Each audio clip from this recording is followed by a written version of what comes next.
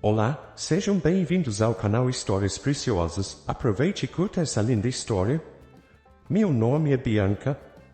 Eu ainda me lembro da primeira vez que vi Otávio. Ele entrou naquela sala, alto, confiante, com aquele sorriso que iluminava qualquer ambiente. Senti que meu coração acelerava, e naquele instante, soube que ele mudaria minha vida para sempre. E mudou. Nos apaixonamos tão rapidamente que parecia que já estávamos juntos em outras vidas. Não importava que os pais dele, Teresa e Humberto, me olhassem com desdém, me julgando pela minha origem. Eu sabia que o nosso amor seria forte o suficiente para enfrentar qualquer obstáculo. Otávio era minha fortaleza. Sempre foi. Mesmo quando seus pais tentaram interferir em nosso casamento, ele se manteve firme ao meu lado.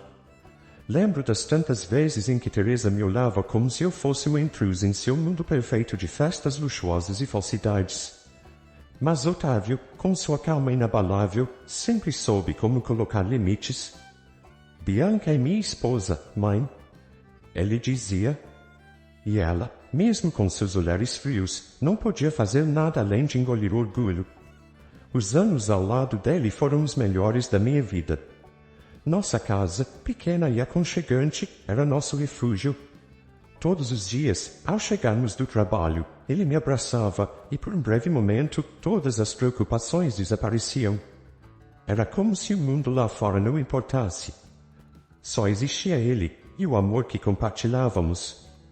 Mas então veio aquela ligação. Lembro-me de cada detalhe, cada palavra que rasgou meu coração. O telefone tocou em uma tarde comum, como tantas outras. Atendi sem pensar, sem imaginar que aquela seria a última vez que ouviria seu nome com vida. Sinto muito, senhora. Seu marido sofreu um acidente e ele não resistiu. Estas palavras ecoaram na minha mente por dias. Meu corpo congelou, minhas mãos tremiam e meu coração se partiu em 1000 pedaços. Eu não conseguia acreditar. Meu Otávio, meu amor, meu mundo, ele se foi.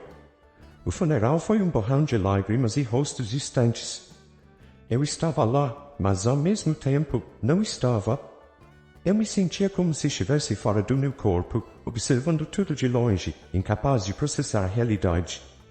Teresa, é claro, estava impecavelmente vestida, controlando tudo com aquele olhar calculista. Ela mal olhou para mim durante o funeral. Não houve abraço de consolo, nenhuma palavra de conforto. Apenas o silêncio, como se a dor que eu estava sentindo fosse insignificante comparada ao seu próprio sofrimento. Após o funeral, voltei para casa sozinha. Nossa casa, a casa que agora parecia tão vazia, sem a presença de Otávio. Cada canto, cada móvel, me lembrava dele. A xícara de café que ele usava todas as manhãs ainda estava lá, na mesa da cozinha. As roupas que ele deixou jogadas no cesto, esperando para serem lavadas, ainda tinham seu cheiro. Era como se ele estivesse em todos os lugares e, ao mesmo tempo, em nenhum. Sentei no sofá, olhando para a porta, esperando que ele entrasse a qualquer momento, que esse pesadelo acabasse. Mas a verdade era que ele não voltaria. Meu marido, meu companheiro, meu amor, havia partido para sempre, e eu estava sozinha. Naquela noite, eu chorei até meus olhos incharem. A dor era tão profunda que eu mal conseguia respirar. Era um tipo de tristeza que consumia tudo, que tirava o sentido de cada coisa. Eu tentei dormir, mas os sonhos sempre me levavam de volta a ele, ao momento em que nos conhecemos, às promessas que fizemos um ao outro. E agora, todas essas promessas estavam quebradas, espalhadas pelo chão como os pedaços do meu coração. Eu sabia que, de alguma forma, precisaria encontrar forças para continuar. Mas naquele momento, tudo o que eu conseguia fazer era me afogar na dor, desejando desesperadamente que o tempo voltasse, que aquele acidente nunca tivesse acontecido, que Otávio ainda estivesse aqui, ao meu lado. Mas o tempo é cruel, e a realidade, implacável. Aquele era apenas o início do fim que eu jamais poderia imaginar. Os dias após a morte de Otávio passaram como um borrão cinzento. O silêncio em casa era ensurdecedor, e eu lutava para encontrar sentido na minha nova realidade. Cada vez que eu olhava para as nossas coisas, para os objetos que carregavam tantas memórias, meu peito se apertava em uma dor que parecia não ter fim. Eu tentava me ocupar com a rotina, acreditando que, talvez, se eu seguisse um passo de cada vez, a dor diminuiria. Mas tudo parecia inútil. A única coisa que ainda me mantinha de pé era a casa. Nossa casa. Até aquele dia, eu tinha ido à floricultura, tentando trazer um pouco de vida para o ambiente sufocante. Comprei lírios, as flores que Otávio sempre me dava em nossos aniversários de casamento. Achei que talvez isso me trouxesse algum conforto. Mas quando voltei para casa, com as flores nos braços e o coração pesado, algo estava diferente. Notei os carros na entrada antes mesmo de abrir o portão. 2 carros que eu reconhecia muito bem, o de Teresa e o de Humberto. Eles estavam lá, estacionados como se fosse a coisa mais natural do mundo. Meu corpo inteiro ficou tenso. Por que eles estariam aqui, sem me avisar? Desde o funeral, não havíamos trocado mais que algumas palavras frias. Respirei fundo e entrei. A porta da frente estava destrancada, e ao entrar, a primeira coisa que vi foi Teresa no corredor, dirigindo os homens que carregavam caixas. Caixas com as nossas coisas. As minhas coisas. Eu parei, sem acreditar no que estava vendo. Como em um pesadelo, eu caminhei até ela, com o coração acelerado, as flores ainda em minhas mãos. O que vocês estão fazendo? Minha voz saiu mais alta do que eu pretendia, mas eu não consegui controlar o pânico que começava a se espalhar pelo meu corpo. Teresa virou-se para mim, com aquela expressão glacial que sempre usava, como se tudo estivesse perfeitamente sob seu controle. Ela não parecia surpresa em me ver, nem envergonhada pelo que estava fazendo. Estamos vendendo esta casa e todos os pertences de Otávio. Ela disse, como se fosse a coisa mais óbvia do mundo. Então, sugiro que você pegue suas coisas e vá embora o quanto antes. Por um momento, eu pensei que não tinha ouvido direito. Vendendo a casa. E os pertences de Otávio? Aquilo não fazia sentido. Essa casa é nossa, pensei. Era o nosso lar. Como eles podiam simplesmente aparecer e decidir vendê-la? Meu coração disparou, e as palavras de Teresa ecoavam na minha mente, cada vez mais irreais. Vocês não podem. Minha voz saiu trêmula, quase um sussurro. Vocês não podem fazer isso. Esta casa é minha, é minha. Teresa deu um pequeno sorriso, aquele sorriso venenoso que sempre fez questão de mostrar quando queria me rebaixar. Ela cruzou os braços, caminhando em minha direção, como se eu fosse uma criança insolente. Bianca, querida, disse com uma falsa doçura, você não tem mais nada aqui? Essa casa pertence ao meu filho, e agora que ele se foi, as decisões ficam por nossa conta. Não podemos manter isso. Precisamos seguir em frente. Seguir em frente? Era isso que ela dizia? Ela me expulsava da minha própria casa, do lugar onde eu e Otávio construímos nossa vida juntos, e dizia que eu tinha que seguir em frente. Eu senti uma raiva ardente crescer dentro de mim. Meu corpo inteiro tremia, mas eu não podia deixar que ela visse minha fraqueza. Vocês precisam sair daqui, eu disse, tentando controlar a voz. Essa casa é minha também, eu sou a esposa dele. Não vou a lugar nenhum. Foi então que Humberto entrou na sala, trazendo mais uma caixa. Ele me olhou brevemente, mas sua expressão era de cansaço, como se eu fosse apenas mais um obstáculo que ele precisava contornar. Bianca, vamos facilitar as coisas, está bem? Disse ele, sem emoção. Já decidimos o que fazer? Sabemos que essa situação é difícil para você, mas a casa precisa ser vendida. Nós estamos com problemas, e essa venda vai nos ajudar. Você pode pegar suas coisas, e nós vamos garantir que tudo seja tratado da forma correta. Minhas pernas pareciam fracas. Eu olhei para ele, incrédula. Tratar da forma correta? Eles estavam me jogando para fora da minha própria casa como se eu fosse uma hóspede indesejada. Como se eu não tivesse nenhum valor. Vocês sabiam? Perguntei, minha voz vacilante. Sabiam que Otávio, ele me deixou, esta casa. Eu não consegui terminar a frase. O choque, a tristeza e a raiva se misturavam em um turbilhão dentro de mim. Mas Teresa me cortou com um movimento impaciente da mão. Ele está morto, Bianca. E agora você precisa lidar com isso. Não há mais lugar para você aqui. Essas palavras me atingiram como uma faca no peito. Tudo em que eu acreditava, tudo que eu tinha construído com Otávio, estava sendo arrancado de mim em um piscar de olhos. As mãos que carregavam flores tremeram, e as pétalas caíram no chão, espalhando-se como os pedaços da minha vida que eles estavam tentando destruir. Eu não podia ficar ali. Não daquele jeito, não naquela condição de desespero. Gritei com eles, disse que isso não era o fim, que eles não podiam fazer isso comigo. Mas não adiantou. A cada palavra que saía da minha boca, Teresa apenas sorria feiamente. Ela já havia vencido, pelo menos por enquanto.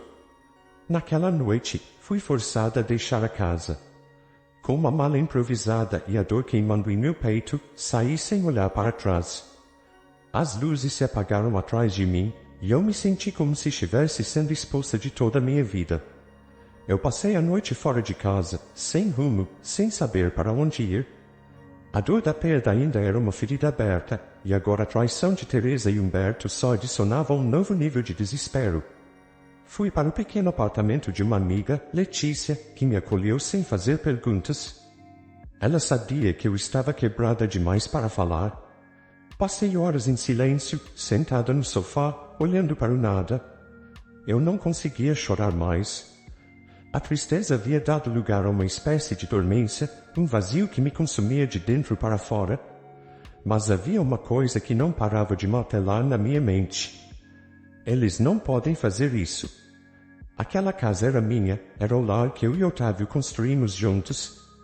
Ele não teria deixado tudo para os pais dele assim, sem mais nem menos.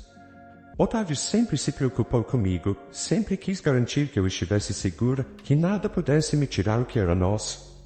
Eu sabia disso. Ele teria protegido a mim e a nossa casa. E esse pensamento, ainda frágil, começou a crescer dentro de mim. No dia seguinte, com a cabeça ainda rodando, resolvi procurar respostas.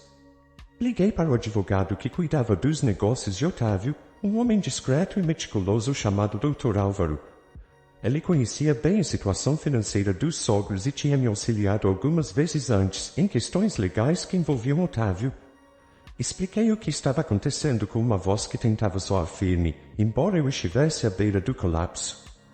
Bianca, ele começou, após um silêncio breve.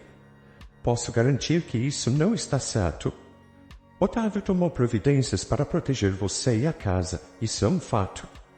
A casa estava no nome dele, sim, mas nós já discutimos isso antes, e ele tomou uma decisão a seu favor.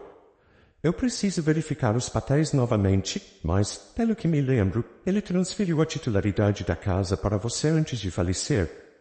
Eu não sabia se deveria me sentir aliviada ou desconfiada. Podia isso ser verdade? Se fosse, então Teresa e Humberto estavam vendendo algo que nem ao menos lhes pertencia. Meu coração acelerou com uma mistura de esperança e raiva. Eles sabiam disso. Eles estariam tão desesperados que tentariam me expulsar sem sequer verificar os fatos. Ou estariam contando com o meu luto para que eu não fizesse perguntas. Dr. Álvaro me pediu para ir ao escritório dele no mesmo dia.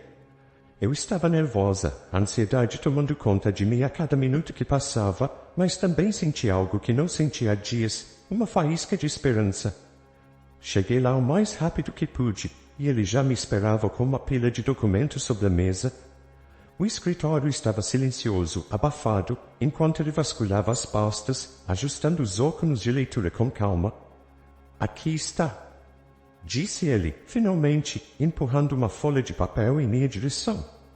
Este é o documento que comprova que a casa está no seu nome. Otávio fez essa transferência há pouco mais de um ano. Ele estava preocupado com a instabilidade financeira dos pais, sabia que eles poderiam tentar algo assim. Ele sempre quis que você estivesse protegida, Bianca. Minha visão ficou turva por um momento, e eu senti como se o peso do mundo tivesse sido levantado de meus ombros. Otávio havia pensado em tudo. Mesmo quando a vida estava estável, mesmo quando eu não podia imaginar o que estava por vir, ele cuidou de mim. Eu respirei fundo, sentindo uma mistura de gratidão e fúria crescendo dentro de mim. Então a casa é minha? Perguntei, tentando processar as implicações. Dr. Álvaro assentiu. Completamente. Eles não têm nenhum direito legal sobre a propriedade. Qualquer tentativa de vendê-la será ilegal. Eu quase ri com a ironia da situação. Teresa e Humberto, arrogantes e frios, tentando me expulsar e vender a casa para salvar suas próprias peles, e agora toda a situação virava contra eles. A casa é minha, eu pensei, repetindo essas palavras como um mantra. E eu sabia exatamente o que fazer a seguir. Naquele mesmo dia, voltei para casa. A casa que era minha. As portas estavam abertas, e homens ainda iam e vinham com caixas imóveis, preparando-se para o que, na mente deles, era uma venda garantida. Entrei sem hesitar, com o documento nas mãos. Teresa estava na sala de estar, observando impassível enquanto os pertences de Otávio eram embalados como se fossem meras mercadorias. Quando me viu, levantou uma sobrancelha, surpresa. Bianca, pensei que já tivesse resolvido suas coisas. Ela estava tão segura de sua vitória que nem cogitava a possibilidade de estar errada. Isso só alimentava ainda mais minha determinação. Eu vim resolver, sim. Respondi, minha voz firme, controlada. Vim buscar o que é meu por direito. Esta casa. Ela franziu a testa, confusa por um momento, mas antes que pudesse dizer qualquer coisa, eu tirei os documentos da bolsa e os entreguei. Otávio transferiu a casa para o meu nome. Isso aqui prova que vocês não têm nenhum direito de estar aqui, e muito menos de vender algo que não lhes pertence. Eu nunca vou esquecer a expressão no rosto de Teresa enquanto lia o papel. Seu rosto ficou pálido, o ar de superioridade sumiu em um instante. Ela olhou para mim com uma mistura de choque e raiva contida, como se finalmente percebesse que o controle da situação lhe escapava pelos dedos. Humberto entrou na sala nesse momento, provavelmente para ver o que estava acontecendo. Quando ele viu o rosto da esposa e os papéis em suas mãos, entendeu imediatamente. Isso é um engano. Teresa começou, mas eu interrompi, mais firme do que jamais fui em toda a minha vida. Não é um engano. Vocês perderam. Agora quero que saiam da minha casa. Eu esperava que houvesse mais resistência, mais uma tentativa de manipulação, uma súplica desesperada, mas a verdade era que eles sabiam que haviam perdido. Sem palavra alguma, Teresa largou os papéis no chão e saiu, com Humberto logo atrás, ambos em silêncio. Eu fiquei parada ali, olhando para a sala vazia, sentindo um misto de triunfo e tristeza. A casa ainda era minha, mas a vida que eu tinha nela, isso havia se perdido para sempre. Quando fechei a porta atrás de Teresa e Humberto, um silêncio profundo preencheu a casa.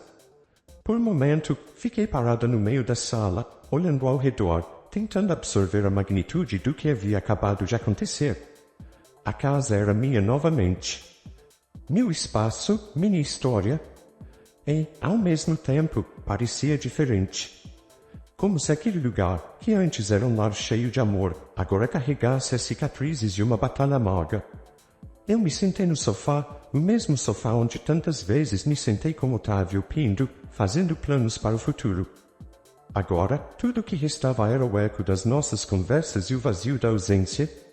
Por mais que eu tivesse recuperado o controle sobre a casa, nada poderia preencher o espaço que ele deixou. Mas algo dentro de mim havia mudado. Pela primeira vez desde sua morte, eu senti uma estranha calma, uma espécie de paz ao saber que havia feito o que era certo. Eu honrei a memória de Otávio, defendendo o que ele me deixou, o que ele desejava que eu tivesse. Os dias seguintes foram uma mistura de reorganização e reflexão. As caixas que Teresa havia empacotado começaram a ser desfeitas, item por item, como se eu estivesse recuperando pedaços de mim mesma junto com cada objeto. Livros, fotos, pequenas lembranças de viagens que fizemos. Todos esses objetos agora tinham um significado mais profundo, porque eu sabia o quanto eles representavam a vida que construímos. Mas, ao mesmo tempo, enquanto eu reorganizava cada cômodo, percebi que a casa também precisava de uma nova energia, algo que fosse só meu. Letícia, minha amiga, veio me ajudar. Enquanto tirávamos as coisas das caixas, conversamos sobre o que eu queria fazer daqui para frente. Ela me conhecia bem e sabia que, por mais difícil que fosse, eu era forte o suficiente para recomeçar. Bianca, talvez seja a hora de pensar em novos planos. A casa é sua, você tem total liberdade para fazer dela o que quiser agora, disse Letícia, enquanto ajeitava um abajur no canto da sala. Talvez até começar a trabalhar de casa por um tempo, dar um novo significado a tudo isso. Eu fiquei em silêncio por alguns instantes, ponderando sobre suas palavras. Recomeçar. Transformar a dor em algo produtivo, algo que pudesse me ajudar a seguir em frente. Não seria fácil, eu sabia disso. Mas a ideia de dar uma nova vida à casa me trouxe uma sensação de propósito que eu não sentia há tempos. Era o que eu precisava. Naquela noite, após Letícia ir embora, fiquei sozinha, refletindo sobre tudo o que havia acontecido. Pensei em Teresa e Humberto, nos rostos deles quando perceberam que haviam perdido o jogo. Era inevitável sentir uma espécie de satisfação ao imaginar o desespero deles. Eles sempre viveram da aparência, e a falência era o golpe mais cruel que poderiam sofrer. Não precisaria fazer mais nada, o destino já estava cuidando deles. E eu sabia que, por mais que tentassem se reerguer, nada seria como antes. Alguns dias depois, recebi uma ligação inesperada. Era Teresa. Sua voz do outro lado da linha estava completamente diferente daquela mulher altiva que eu conhecia. Ela estava cansada, derrotada, e pela primeira vez percebi uma espécie de vulnerabilidade. Bianca, nós precisamos falar. Eu sei que as coisas não terminaram bem entre nós. Ela hesitou. Mas precisamos de ajuda. Você sabe que estamos passando por dificuldades financeiras e, bem, não temos para onde ir. Eu fiquei em silêncio por um momento, digerindo o que acabara de ouvir. Teresa, a mulher que sempre me olhou de cima, agora me pedia ajuda. Houve um tempo em que eu teria sentido um prazer amargo em sua humilhação, mas naquele momento, tudo o que senti foi uma estranha neutralidade. Ela já não tinha poder sobre mim. E talvez essa fosse a maior vitória. Teresa, comecei, minha voz calma. Eu sinto muito pela situação de vocês. Mas vocês me machucaram de uma forma que eu não posso ignorar. Vocês tentaram tirar de mim tudo o que restava do Otávio. Eu não posso simplesmente esquecer isso. Eu recuperei a minha vida, e agora é hora de vocês enfrentarem as consequências das suas escolhas. Eu podia ouvir o silêncio do outro lado da linha. Depois de alguns segundos, Teresa murmurou um agradecimento seco e desligou. Fiquei com o telefone nas mãos, olhando para a janela, me perguntando se fiz a coisa certa. Mas no fundo, eu sabia que sim. Eu não era responsável pela vida deles. Minha responsabilidade agora era comigo mesma. Com o tempo, a casa começou a ganhar uma nova vida. Decidi reformar alguns cômodos, dar a eles uma nova cara, mais moderna, mais de acordo com a mulher que eu estava me tornando. Comecei a trabalhar em casa, transformando um dos quartos em um escritório onde eu poderia me concentrar nos projetos. Aos poucos, a casa foi se transformando em um reflexo do meu recomeço, uma representação física da minha nova jornada. Houve dias difíceis, claro. A dor da perda nunca desaparece completamente. Mas o tempo tem uma maneira curiosa de suavizar as bordas afiadas do luto. Os dias que antes pareciam intermináveis começaram a passar mais rápido, e eu me vi, aos poucos, sorrindo de novo, fazendo novos planos, construindo uma nova vida. A casa, que antes parecia tão vazia, agora estava preenchida com novas energias, novas possibilidades. Quanto a Teresa e Humberto, nunca mais os vi. Ouvi rumores de que tiveram que se mudar para uma casa muito menor, longe de todo o círculo social que eles tanto prezavam. Não havia mais jantares luxuosos ou viagens caras. Agora, eles enfrentavam a realidade que tentaram esconder por tanto tempo. Eu, por outro lado, finalmente me sentia livre. Otávio sempre quis que eu fosse feliz, que eu estivesse segura. E de alguma forma, mesmo após sua morte, ele conseguiu isso. O caminho foi doloroso, cheio de obstáculos, mas, no fim, eu recomecei. E agora, quando olho para minha casa, sei que é um novo capítulo, um que estou escrevendo sozinha, mas com a memória dele sempre ao meu lado. Eu me levantei do sofá, respirei fundo e abri as cortinas, deixando a luz do sol entrar. O futuro é meu. Estou pronta para ele. 2 anos se passaram desde que recuperei minha casa e, de certa forma, minha vida. Eu havia me lançado de cabeça no trabalho, como uma forma de manter minha mente ocupada e longe das lembranças de Otávio. Meu escritório em casa se tornou meu refúgio, e os longos dias de dedicação aos casos dos clientes me davam uma sensação de controle, algo que eu precisava mais do que nunca. Eu estava bem. Pelo menos, era o que eu repetia a mim mesma. O amor, por outro lado, era algo que eu tinha colocado de lado. Não era que eu não quisesse ser feliz, mas era como se uma parte de mim ainda estivesse guardada, trancada a 7 chaves. Otávio foi o amor da minha vida, e perder alguém assim deixa marcas que não desaparecem tão facilmente. Então, por 2 anos, eu me convenci de que minha vida estava completa apenas com o trabalho e os amigos. Não havia espaço para mais ninguém no meu coração. Até que Lucas entrou na empresa. Ele foi indicado para um cargo alto, experiente, capaz e de um profissionalismo impecável. Quando nos apresentaram, eu não pensei muito sobre ele. Para mim, era apenas mais um colega de trabalho com quem eu teria que colaborar. No entanto, conforme os meses passaram, percebi que Lucas era diferente. Ele era inteligente, sagaz e, acima de tudo, genuíno. Tinha uma presença calma e constante, algo que me lembrava de Otávio, mas não de forma dolorosa. Era uma lembrança de como o amor, o verdadeiro amor, podia ser simples e reconfortante. Lucas começou a demonstrar interesse por mim de uma maneira sutil. Ele sempre me ouvia atentamente nas reuniões, fazia questão de me incluir em decisões importantes e, de vez em quando, fazia perguntas pessoais que iam além das trivialidades do trabalho. Ele não estava apenas interessado em minha opinião profissional, mas parecia genuinamente curioso sobre quem eu era. Mesmo assim, nunca dei abertura. Ainda me sentia distante de qualquer possibilidade de romance. Até que, em uma tarde, ele pediu para conversar comigo. Eu sabia que algo estava diferente no tom da sua voz, uma seriedade que ele não costumava demonstrar.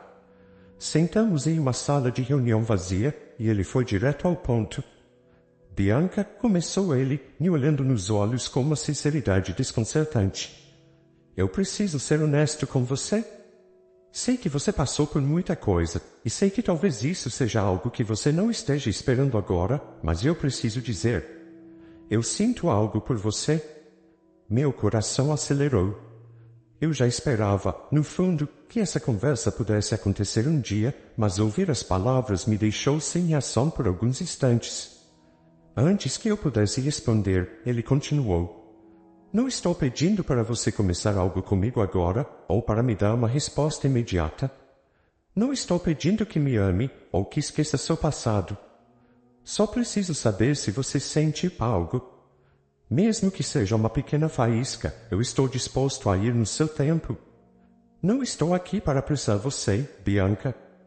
Só quero saber se, em algum lugar dentro de você, existe a possibilidade de algo entre nós. Aquele momento foi como uma tempestade de emoções. Eu não sabia o que dizer. Lucas não me pressionava, não me exigia nada além de honestidade. Eu olhei para ele, tentando entender meus próprios sentimentos. Durante tanto tempo, eu havia fechado meu coração, convencida de que o amor era algo que eu já tinha vivido e perdido para sempre. Mas, naquele instante, olhando para Lucas, percebi algo. Não era sobre esquecer Otávio. Nunca seria. Era sobre abrir meu coração para a possibilidade de amar novamente.